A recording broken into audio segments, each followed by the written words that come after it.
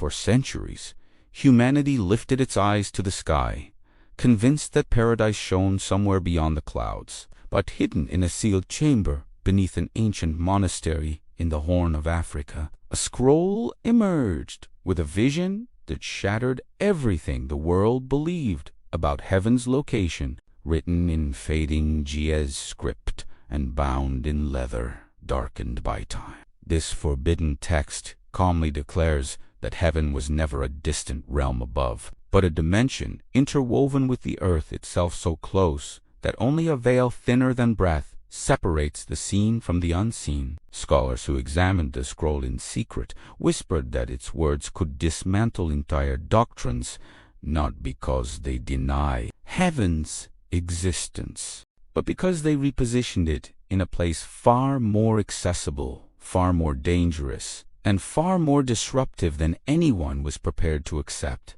The scroll begins with an account from a nameless scribe who claims he witnessed the folding of worlds, a moment when two realms briefly touched, producing a light unlike anything he had ever seen. He describes it not as a light descending from the sky, but as a radiance blooming from the ground beneath his feet, rising outward like a sunrise from the earth itself. According to him, heaven was not somewhere above, but concealed behind the ordinary layers of creation, hidden in plain sight, humming beneath every river, every mountain, every breath of wind. For the scribe, this revelation was not symbolic or poetic. It was literal, terrifying, and transformative. And he warns that the greatest lie ever taught to humanity was that heaven required distance, when in truth it required perception. What startled researchers most was the scrollless explanation for why heaven was mislocated in the first place. It declares that ancient leaders, political and religious, benefited from pushing paradise upward, placing it out of reach so authority remained firmly in human hands. A heaven close to earth would threaten every structure built on fear and separation. By moving heaven to the sky, people were taught to look far away instead of inward, to depend on intermediaries instead of direct communion. The scroll boldly states that if humanity learned where heaven truly resided, no institution could control the path to it again. This, according to the text, is why the scroll was hidden, silenced, and nearly erased from history. One passage describes a gate of radiance, not located in the clouds, but at the meeting point of light and consciousness.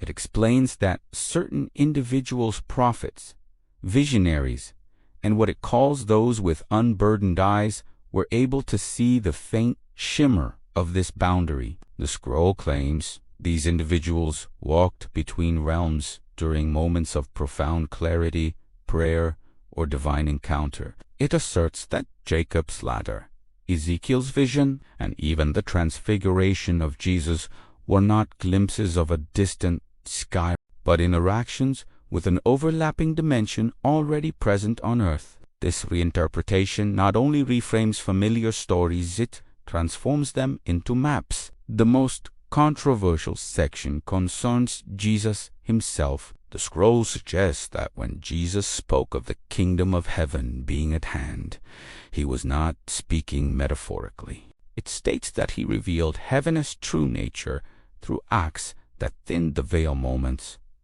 when the divine realm broke through the physical world. The feeding of the multitudes, the healing of the blind, the calming of the storm, each was described as a rippling between realms, a demonstration that heaven operated adjacent to the world, not above it.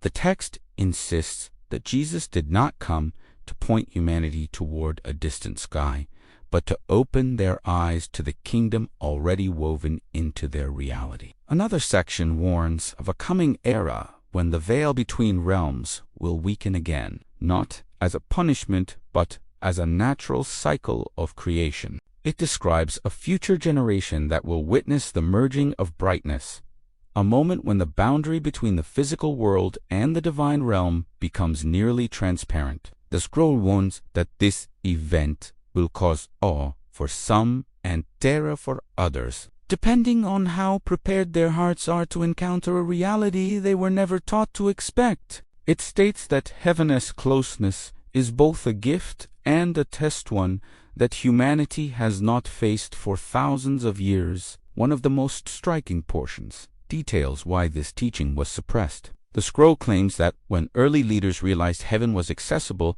they feared a loss of influence. A heaven close enough to touch would require no temples, no rituals, no mediators. So the narrative was changed, reframed, and elevated. This shift allowed entire systems of power to remain intact for centuries. The scroll accuses these leaders of transforming a revelation into a tool of control, reshaping spiritual truth to reinforce hierarchy. The scroll then issues a challenge to future readers, asserting that discovering the true nature of heaven requires more unlearning than learning. It claims that the veil persists, not because it's strong, but because humanity has been trained not to look for it. According to the text, heaven is encountered through attention-deep, quiet, unfiltered awareness.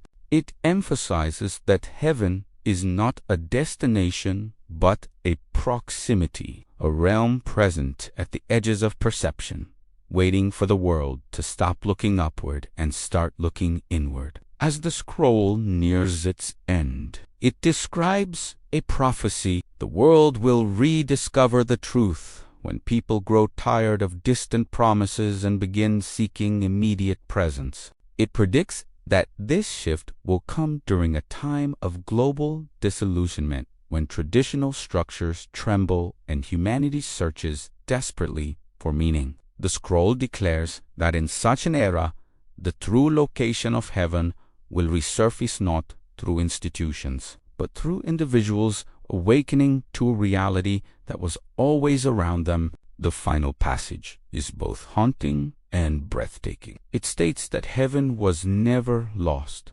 never far, never hidden by good only, hidden by misunderstanding. It insists that heaven pulses beneath every moment, waiting for recognition. And it ends with a line that scholars have debated endlessly.